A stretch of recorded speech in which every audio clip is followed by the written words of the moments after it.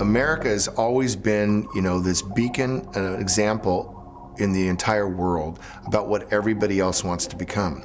And what's happening is all these other countries are catching up while America is pretty much standing still.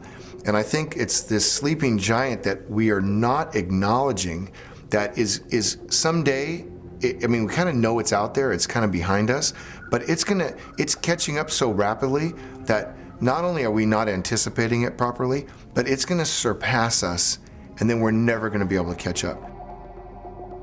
The number one challenge to our country is the rise of Asia. And in that I mean largely India and China, and how that will change where economic wealth is generated in this century. One of the most crucial aspects of our company is finding highly talented, innovative people. It's something that is almost a weekly process of searching, trying to find the best computer programmer, the best mechanical engineer. Since 9/11, it's become more difficult for people to come here. That certainly is true, whether it's trying to get a visa or just getting through the entire process. And I also believe that we as Americans are viewed as less friendly towards foreigners. In their Science and Engineering Indicators report, the National Science Board warned Congress that math and science education in the U.S. is in crisis. They showed that China undergraduate enrollments are expanding 10 times faster than the U.S. The Labor Department projects that by 2008, 51% more jobs will require science, engineering, and technical training.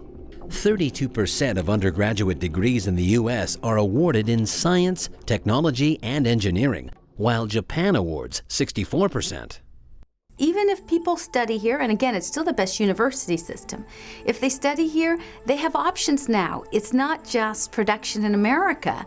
They can go back to their home countries, to India, to China, to Bangladesh, to other places where, guess what? American companies have set up services there. The United States has a tradition of taking in the best in the world. If our educational system is not measuring up, we should really open the doors to more and more bright young people from abroad. But I would focus on really helping our own young people.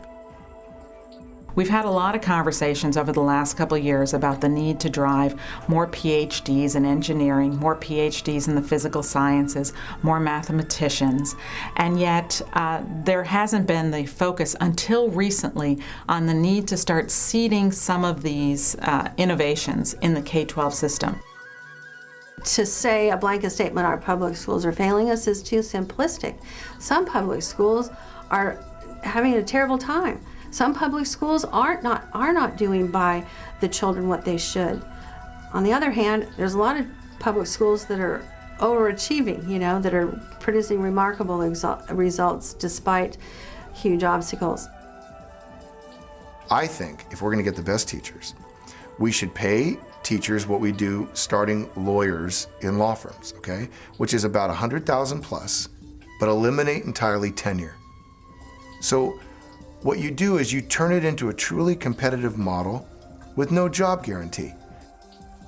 When you consider that 92% of our kids across the United States go to public schools, I think it's important that we fund them correctly, that we give them state-of-the-art schools to learn in, and that we honor the teacher. For students to be interested in a career in the science fields, they need to have that particular interest ignited by the time they're about 8 or 9 years old.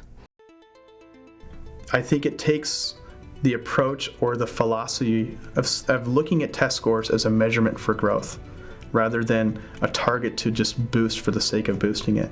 And if you are providing your students with a sound education that provides them content and experience, then growth is going to fall in line. They're going to grow, but you have to be able to provide them those opportunities to grow.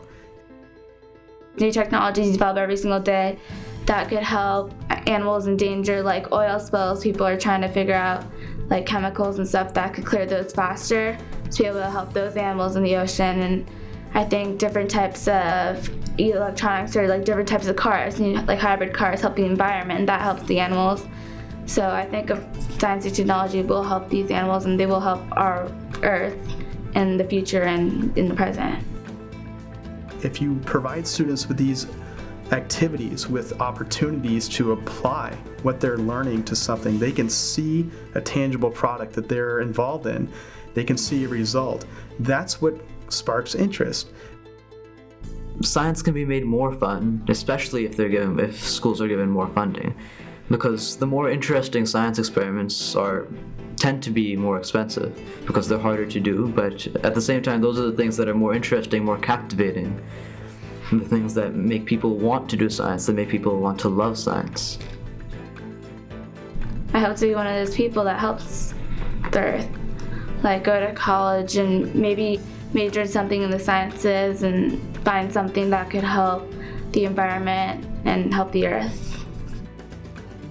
The more university involvement, year-round mentors for students, those would really be excellent things. I would certainly love to have a year-round mentor to ask questions, to learn more about science. We should innovate and take the nurturing seeds of creativity from kindergarten up. I think there should be a new class besides math and reading. It should be invention. Imagine that. Imagine a class in creativity. If the schools prepare you more and get more equipment to help do more experiments, to help make science more interesting, then that would help influence a lot of people or a lot of children in the United States to grow up in the sciences and do something more with it. Perhaps internships with companies would help give a more practical viewpoint on things that you've learned in class, so you can take that knowledge and apply it to a real-life situation.